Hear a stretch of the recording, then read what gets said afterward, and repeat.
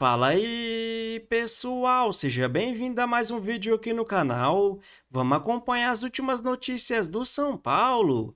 E após essa polêmica toda contra o Palmeiras, o tricolor volta a campo nessa quinta-feira, agora jogando fora de casa contra o Grêmio pelo Campeonato Brasileiro. Então vamos ver essas últimas notícias e em breve eu estou de volta para comentar. Então, sem mais enrolação, vamos pro vídeo. Bora de informação exclusiva, queria te contar que o São Paulo vai faturar mais com 6 shows que serão realizados no Morumbi no mês de novembro do que com o Campeonato Brasileiro. Eu me refiro aos 15 jogos do tricolor como mandante no Campeonato Nacional. Bora para os números. São Paulo estima uma arrecadação líquida de 20 milhões de reais com 6 shows que serão realizados nos próximos dias. São 2 apresentações do Oasis, mais 2 do Imagine Dragons, uma da Dua Lipa e outra do Linkin Park. 20 milhões de reais que incluem o valor fixo, além de variáveis com comida, bebida e estacionamento. Já no Campeonato Brasileiro, nos jogos como mandante, o tricolor recebeu 15 partidas no Morumbi. A arrecadação líquida com bilheteria foi de 15 milhões e meio de reais, uma diferença de 4 milhões e meio de reais a favor dos shows. É por causa da realização desses 6 shows que 2 partidas não poderão acontecer no Morumbi. O tricolor vai ter de enfrentar o Flamengo e o Red Bull Bragantino na Vila Belmiro. Existe a possibilidade de a realização da partida do Juventude também acontecer em Santos. Só para completar, lembrar que antes da confirmação da mudança desses 2 jogos, São Paulo fez um jogo contra o Ceará para apenas 12 mil torcedores com prejuízo de 35 mil reais. Foi a primeira partida depois da eliminação da Libertadores da América para a LDU. Já o jogo contra o Palmeiras registrou bom público, mas terminou com derrota, causando ainda mais preocupação dos dirigentes do São Paulo em relação à expectativa de bons públicos em seu estádio. Com esses 20 milhões de reais que serão arrecadados com a realização de shows, o tricolor entende que vai ter uma menor necessidade de venda de atletas no fim da temporada e o dinheiro vai ser utilizado essencialmente no pagamento de dívidas e contas emergenciais relacionadas ao elenco. E você, o que pensa sobre essas cifras? Já usa o espaço para comentário e registra a sua opinião. Tem notícia do São Paulo agora. A CBF confirmou a mudança de 2 jogos do tricolor como mandante para a Vila Belmiro. Os duelos contra o Flamengo no dia 5 de novembro e contra o Red Bull Bragantino no dia 8 vão ser disputados na Casa do Peixe. O São Paulo não vai poder usar o Morumbi por causa dos shows das bandas Imagine Dragons. Você gosta, Silvestre? A minha filha adora a banda e Linkin Park, dela, que eu amo, e serão realizados no estádio. Showzão, gente. O show vai ser bom, hein? Vai prejudicar o São Paulo não jogar no Morumbi? Sabe o que eu acho que nesse momento não? Porque a torcida tá de mal do time, da diretoria. Tá cobrando muito. Já esvaziou o estádio no último jogo, coisa que não acontecia há muito tempo. Então, de repente, jogar na Vila, num outro ambiente, estádio menorzinho, a torcida da Baixada pode presenciar o jogo. Talvez seja uma mudança de clima e de ares interessante para o São Paulo. Agora ninguém fala nada, né? Mas o Flamengo vai conseguir jogar contra o Sport fora da Ilha do Retiro, mandar o jogo para a Arena Pernambuco e vai conseguir pegar o São Paulo, em vez de ir no Morumbi, na Vila Belmiro. E o Flamengo está disputando o título com o Palmeiras. São 2 jogos que o Flamengo vai fazer como visitante, não na casa do mandante. Aí já depois falam que é direcionado para um e não falam do outro, mas vamos embora. Mas eu acho que vai ser mais difícil pro Flamengo nesse momento jogar contra o São Paulo na Vila, que vai ter um pouco mais de calor humano, do que no Morumbi vazio. Gente, vocês viram que o árbitro lá naquele VAR falou, né, do Luciano? Ah, você reclama, não sei o que lá. O Luciano é chato. Aí eu tava olhando assim, ó, 2025, o Luciano tem 12 cartões amarelos e desses 12 cartões amarelos em 49 jogos, 6 são por reclamação. No ano passado, chuta quantos cartões amarelos ele teve? 25. 19 em 60 partidas, né? Bastante. Tá a caminho de bater o recorde. Mas existem pessoas que aí fica marcado mesmo, que né? se nutrem desse. Por exemplo, o Abel Ferreira é um cara que toma cartão, enche o saco, reclama, não sei o que, mas o cara, ele parece que precisa disso para funcionar. O Luciano, como disse o Crespo, é um anárquico na questão tática e também no relacionamento com o árbitro. Eu não vejo problema. De vez em quando exagera e poderia evitar para não desfalcar o time em jogos importantes. Mas é o jeito como o cara sabe viver a vida. Em segundo lugar está o Alan Franco, tá? Com 11 cartões amarelos. E a CBF divulgou mais um áudio do VAR no lance do gol do Vitor Roque, né? também a pedido do São Paulo, mais um trecho que saiu. Então vamos ouvir esse áudio aí. Ataque. Ok, pode seguir. Referência, pode ir. Nada. O jogador já tá se jogando, tem o nosso referência, pode ir. É um jogador de costa, tá? Se você O atacante ia chegar caindo. Tá louco. Exato. A questão é só, a gente descartou o Doxo lá atrás, tá? Ah, não, Tá ok. Essa ação aqui do defensor nós não temos uma conduta violenta. Chegou o PP lá pra mim, não teve falta, agora eu só boto o braço. Tudo checado, gol confirmado. Você entendeu o que eu falei com relação ao entendi, lá do lado. Ok. Chegou o PP? No início da jogada? Tudo lá checado. no início da jogada, checou? Ok. Tudo checado. Checou? Tá checado. Checou, Hilbert? Tudo checado, senhores. Pode prosseguir. É isso. Muito bem, aí ouvimos, o app que ele fala ali não é o aplicativo, né? Uma sigla para posição promissora de ataque, ou ataque promissor, enfim, para ver se está tudo regular, né? A partir dessa jogada, que remete até um pouco ao lance do Fluminense nesse meio de semana, né? Começa lá atrás a jogada, tem uma falta no lado. Para o gol do Vitor Roque, ainda tem no meio do caminho ali um outro braço. Tudo checado. E aí, tudo checado ou não?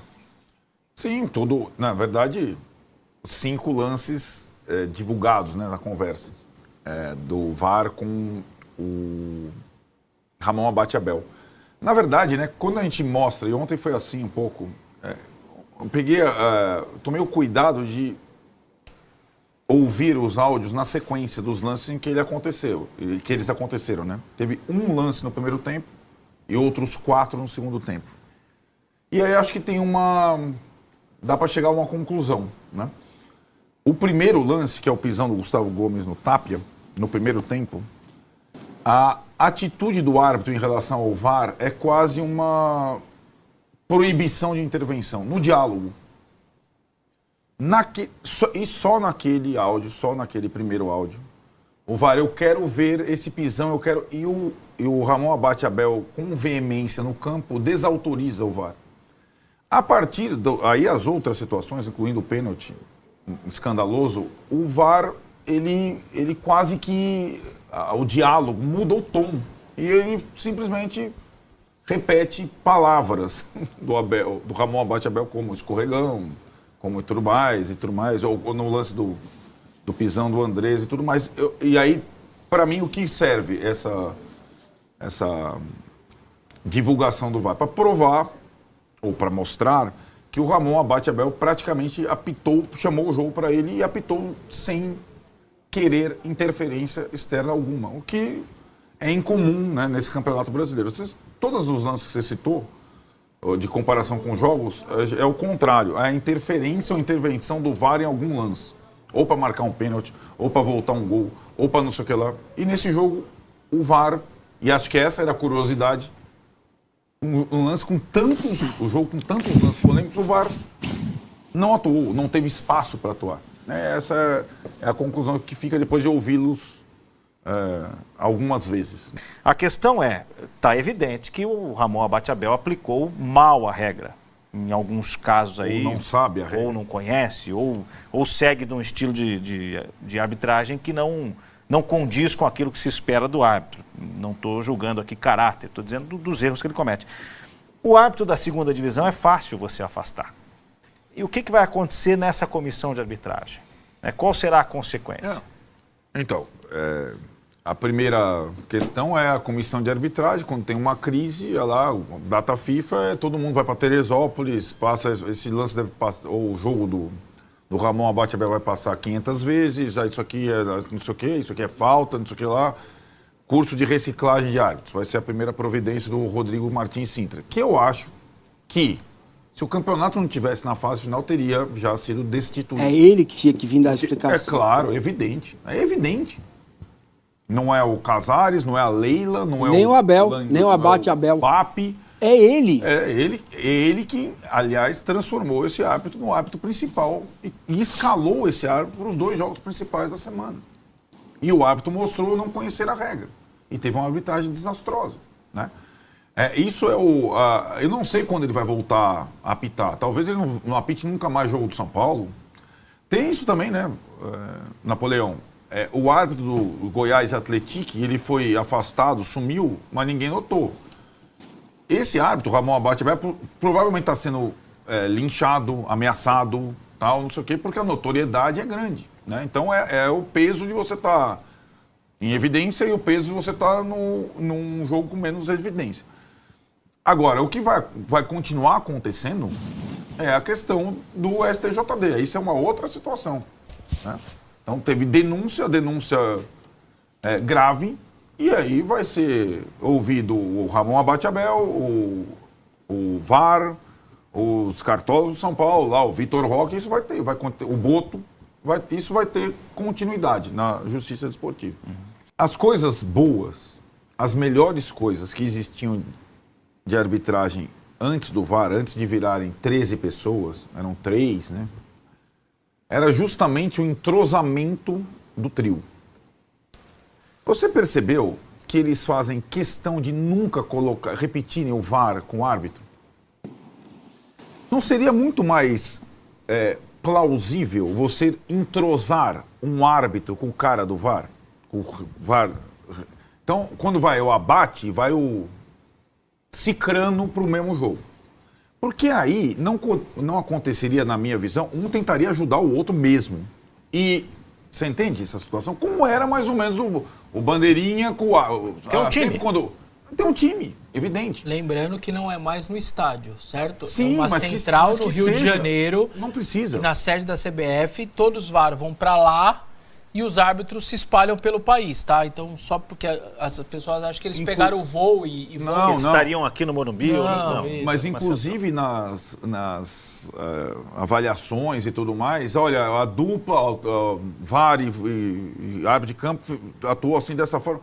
Cara, do jeito que e nesse jogo, acho que a aberração foi essa, o árbitro muito maior que o VAR, foi o primeiro jogo, acho que do Campeonato Brasileiro, que não teve intervenção do VAR nenhum, e depois que a gente ouviu os áudios, a gente entendeu o porquê. Então, assim, o VAR não quis em nenhum momento, em vez de ele ajudar o Abate Abel ao não intervir, ele ferrou o Abate Abel. Né? Ele acabou com o Abate Abel. E resumindo, nós estamos num buraco enorme, porque, Napoleão, quando eu trabalhava na Helmas, Refinações de Milho Brasil, na época, os vendedores que vendiam mais ganhavam o quê? Bônus, prêmio, grana, isso aqui, tá? Agora, nem isso a gente pode fazer com os árbitros, porque FIFA é tudo tabelado, todo mundo ganha a mesma coisa, certo? Então o cara, meus 8 mil lá, meus 8 contos. FIFA, CBF1, CBF2, tem lá os critérios. Exato. Agora, você fala assim, mas esse árbitro, ou essa dupla, ou esse time foi bem avaliado, vai ganhar mais. Mas quem avalia? Entendeu? Nós estamos roubados, cara. Vai ter que refundar. Então vamos comentar sobre essas últimas notícias do São Paulo. E enfim, os áudios do VAR foi divulgado e a gente escutou o que já esperava. Uma arbitragem totalmente despreparada, que não entende das regras, né, galera? Isso faz sim a gente começar a desconfiar, porque como pode? Praticamente todo mundo que está assistindo esse vídeo agora sabe que falta dentro da área, mesmo que sem querer. É pênalti. Agora um juiz com escudo FIFA não saber disso já beira o ridículo e faz sim a gente começar a desconfiar. Então alguma coisa precisa ser feita. E o presidente Júlio Casares falou recentemente que a CBF estuda colocar no futebol brasileiro o desafio que vai dar 2 chances, né, aos treinadores de pedir o VAR no jogo, mas do jeito que esses juízes são, né, galera? É capaz de ir no VAR e mesmo assim não marcar um pênalti como aquele em cima do Tapia. Então beira o ridículo. E agora, deixando essa polêmica toda contra o Palmeiras de lado, o São Paulo volta a campo no dia 16, agora jogando fora de casa contra o Grêmio pelo Campeonato Brasileiro. mas um jogo muito difícil e importante para o São Paulo tentar buscar os 3 pontos, mesmo que fora de casa. Até porque não pode começar a correr o risco de ficar de fora da próxima Libertadores. Se por acaso o Cruzeiro ganhar essa Copa do Brasil, vai ter G7. E se o Palmeiras ou o Flamengo ganhar a Libertadores, que eu espero que não aconteça, pode ter até um G8. Então, na minha visão, o São Paulo continua com muita chance de se classificar para a próxima Libertadores. E o tricolor se reapresentou sem Tapia, Bobadilla e Ferrarese, que estão com suas seleções. Já o centroavante Caleri vai ficar à disposição da preparação física do clube para começar seu trabalho de condicionamento, mas mesmo assim deve voltar a jogar apenas no ano que vem.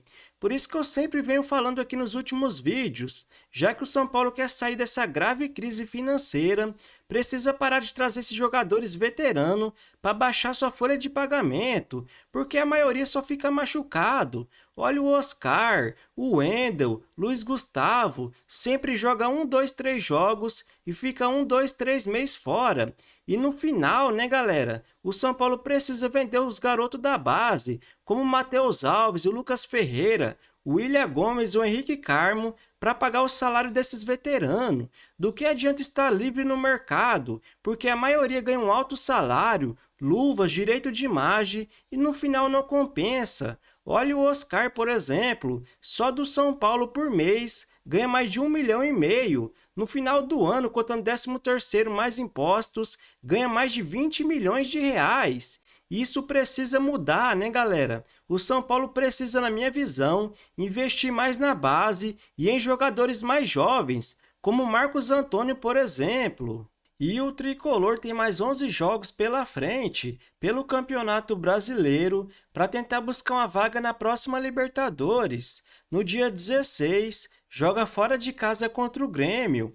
No dia 19, fora de casa contra o Mirassol. No dia 25, joga em casa contra o Bahia. No dia 2 de novembro, fora de casa contra o Vasco. No dia 5, em casa contra o Flamengo. No dia 8, em casa contra o Bragantino. Mas lembrando, tanto contra o Flamengo e o Bragantino, o São Paulo vai jogar na Vila Belmiro. No dia 19, tem um clássico pela frente, joga fora de casa contra o Corinthians. No dia 23, joga em casa contra o Juventude. No dia 30, fora de casa contra o Fluminense. No dia 3 de dezembro, em casa contra o Internacional. E no dia 7, fecha o Campeonato Brasileiro jogando fora de casa contra o Vitória. Então, se você curtiu o vídeo, deixa seu like, se inscreva no canal e até a próxima!